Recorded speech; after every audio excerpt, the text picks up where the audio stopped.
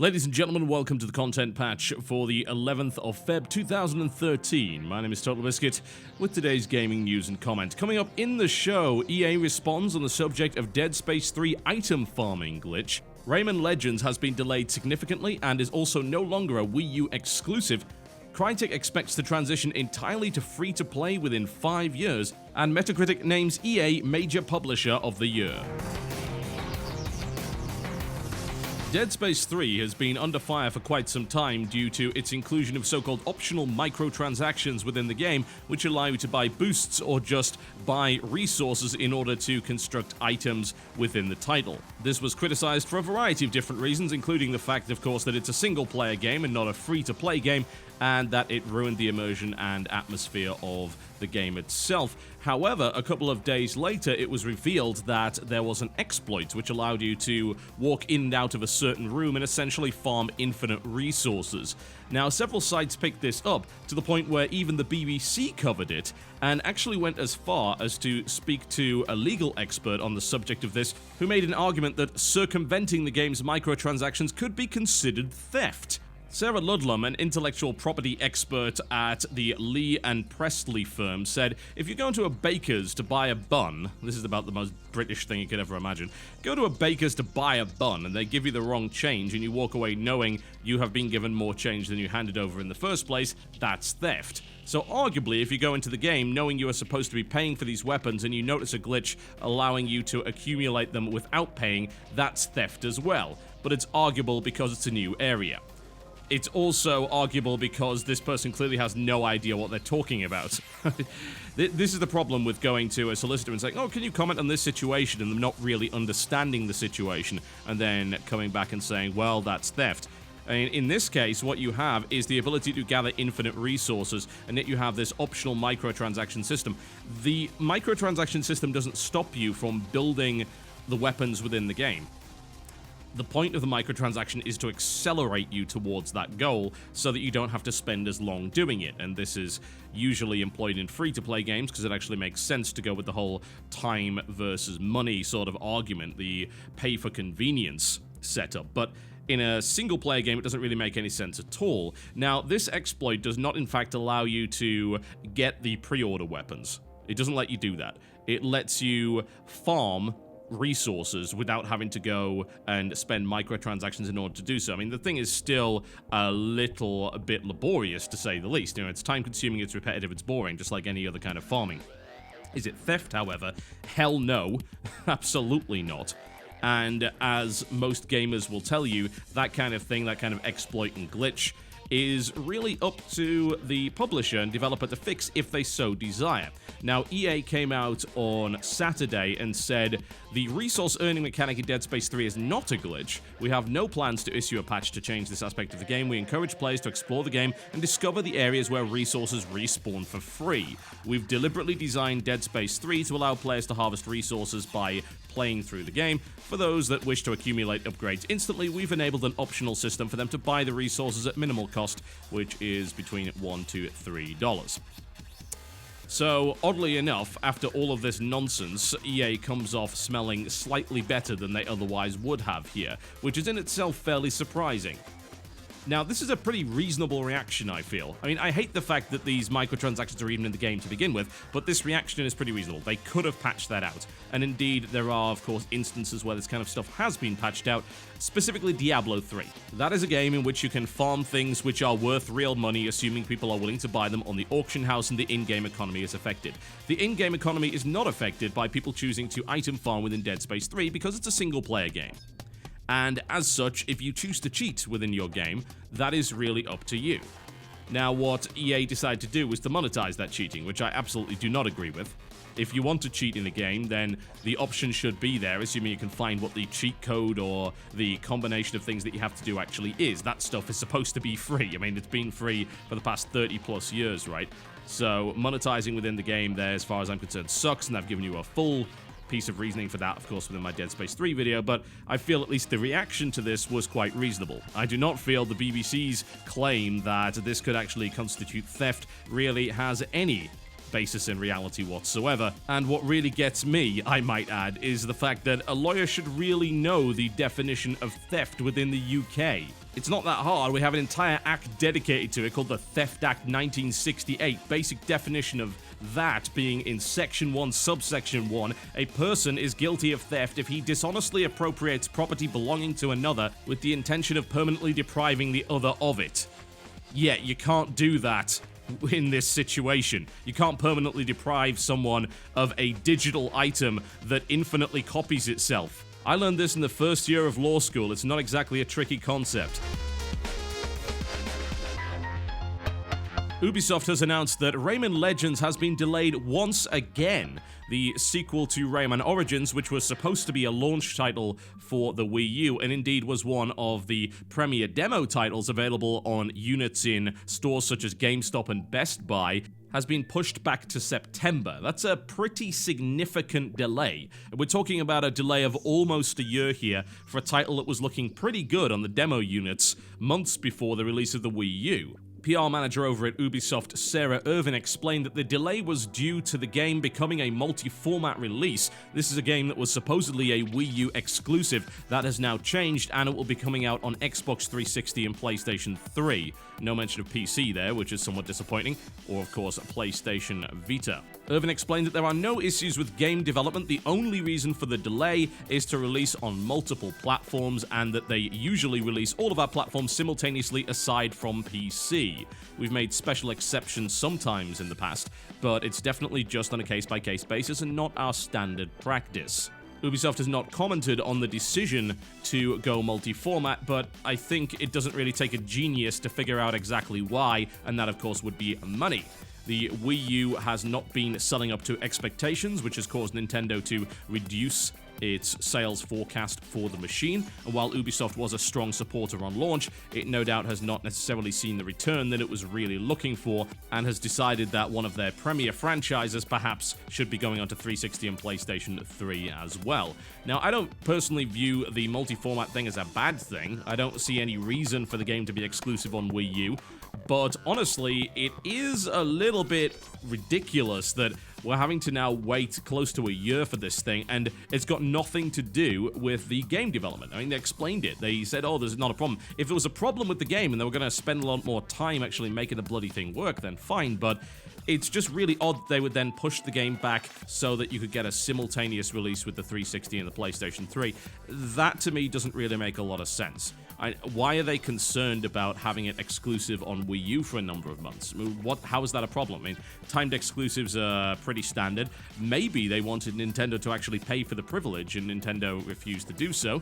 That's a possibility as well. A lot of these timed exclusives, particularly in stuff like DLC packs or expansions, in the stuff for Call of Duty, and stuff for, I think, Battlefield, as well as Skyrim, has timed exclusivity on the Xbox.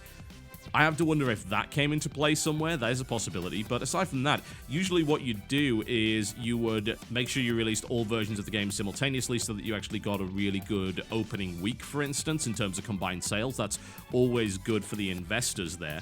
And the delays for PC are often attributed to the fact that companies don't actually want you to get hold of the game on PC. They'd prefer you to buy it on console. It's more expensive, and you're locked in. There's less piracy on console, whereas if you release a game simultaneously on PC, that means the pirated version often goes up a lot earlier, assuming that someone hasn't managed to get a hold of the bloody thing before it came out and create the crack for it at that point. So that's one of the reasons why people delay PC versions. But in this case, it doesn't make any sense at all.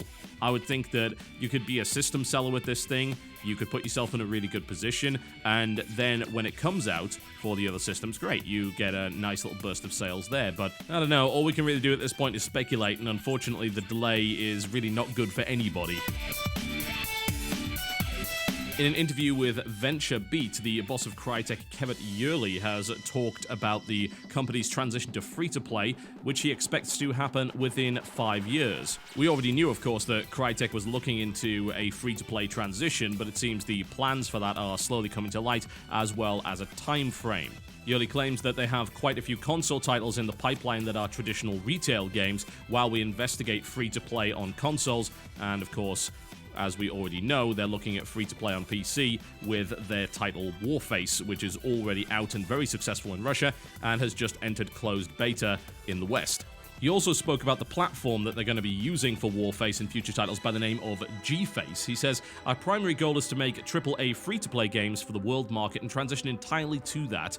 As a company, we will transition from a developer to a service company, and we're going to offer a platform, G-Face, to any developer that needs it. If we could launch our games on a platform that already exists today, and we could get the same results, then we wouldn't build our own platform, but we're convinced that our platform does some particularly new things that make our games behave better. That's why we plan to offer this service to third parties." He also went on to stress that Crytek is still a games developer rather than just a service provider, and he says, "This doesn't mean our main business will be driven by our platform business. We are going to open it up and just see how it works. We're always going to be a games-first company." Now, of course, this brings two concerns to light. The first one being, is G-Face actually any good, and is this something that we really want to be using, rather than the more traditional install your game and just play by Steam or whatever model?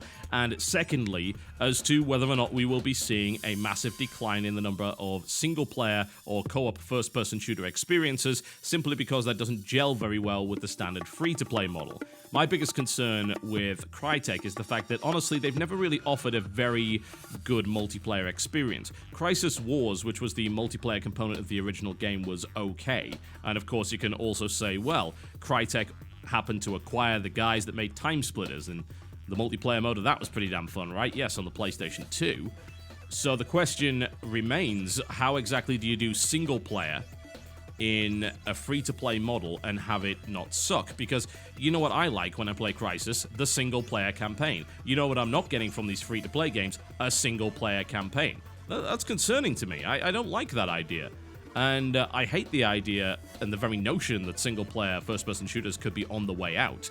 Don't get me wrong, I love multiplayer FPS, but there are times when I want to engross myself in a good campaign, and there haven't been all that many of them lately. I'm waiting for the opportunity to see a free-to-play game that does single-player really, really well. Now, the second concern is whether or not this G-Face thing is any good. I'm looking at the website. There's not a huge amount of information on it thus far because, of course, it's just entered closed beta. I currently don't have access to that, but I'm expecting to get it pretty soon.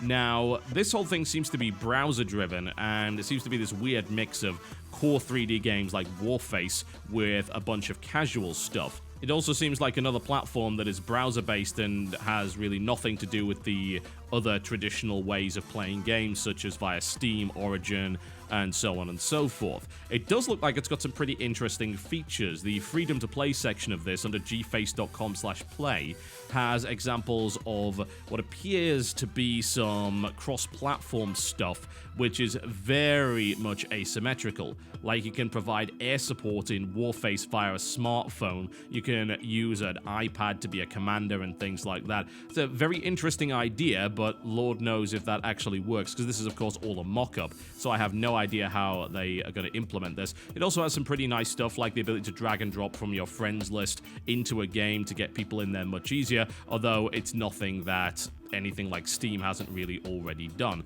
And once again, it's just yet another platform that people have to worry about. Not really sure what's going on with this whole browser-based thing either. From what I can tell, just looking through the support articles on the Tryon website, Warface appears to be built with some kind of plugin. So essentially the game then plugs into the browser. You can play it in a window on the browser or in full screen, so reminds me very much of Unity. Is this where games are going? Do we dislike that?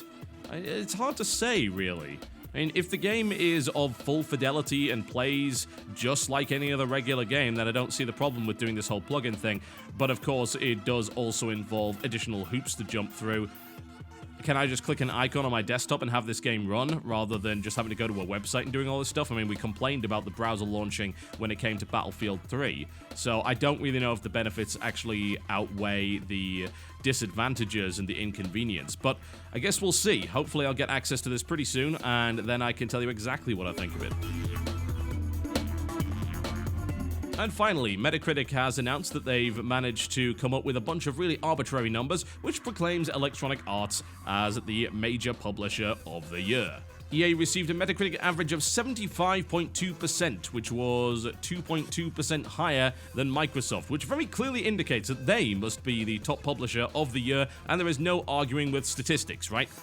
EA's highest ranked game in 2012 was Mass Effect 3 with a 93% critic average. One assumes they do not count user averages in here. They also claimed that Kingdoms of Amalur was their best original IP at 83%, with the worst game of the year being Medal of Honor Warfighter with 53%. Kingdoms of Amalur was EA's best original IP. Oh dear God. That indicates to me that there's not a lot of original IP coming out of EA, honestly, if that happened to be the one that ended up at the top.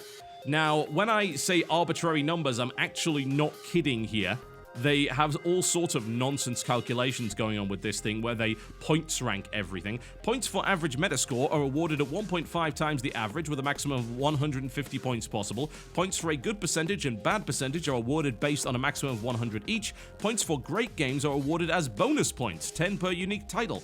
Sorry, what? What the hell is this? This just represents everything that's wrong with this stupid Metacritic culture. It really is. This is all arbitrary nonsense. Is Microsoft a worse publisher than EA because they happen to have 2.2 points less than them? Sony has 0.7 of a point less under averages. And if I'm looking at the total points thing, it's 290.9 meta points, or whatever the balls that thing is. 277 for Microsoft, 261 for Sony. Nintendo is just behind that at 260.1, by the way.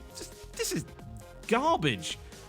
This is the kind of nonsense that apparently some people are obsessed with. What is going on? This doesn't mean anything. This is even more meaningless than the standard Game Award ceremonies. At least they had judges there. This is just a bunch of aggregate scores that are anonymously weighted behind the frickin' Iron Curtain of Metacritic and then fiddled with in order to gain a certain result. It's just the worst thing, and it just cements in my mind the utter uselessness of scores and arbitrary numbers when it comes to dealing with something as subjective as whether or not a video game is any good. Not to mention the fact that giving EA the major publisher of the year based entirely on Metacritic scores completely ignores all of their business practices over the past year or so. This is just ridiculously harmful. The notion of just giving a merit badge to someone based on an arbitrary score rather than worrying about what they actually do as a company and whether or not they're good for the industry. This site should have no influence. It should have absolutely none. And yet, for some reason, it seems to still. I like continuing to cover this because it allows me to build up a mountain of evidence against Metacritic and their ridiculous practices and how it's absolutely absurd that they even have any influence within the games industry. I mean, Christ, people have lost their jobs over this bloody site. How more ridiculous can you get? Alright folks, that's me done for the day. Thank you very much for watching the content patch, and I will see you next time.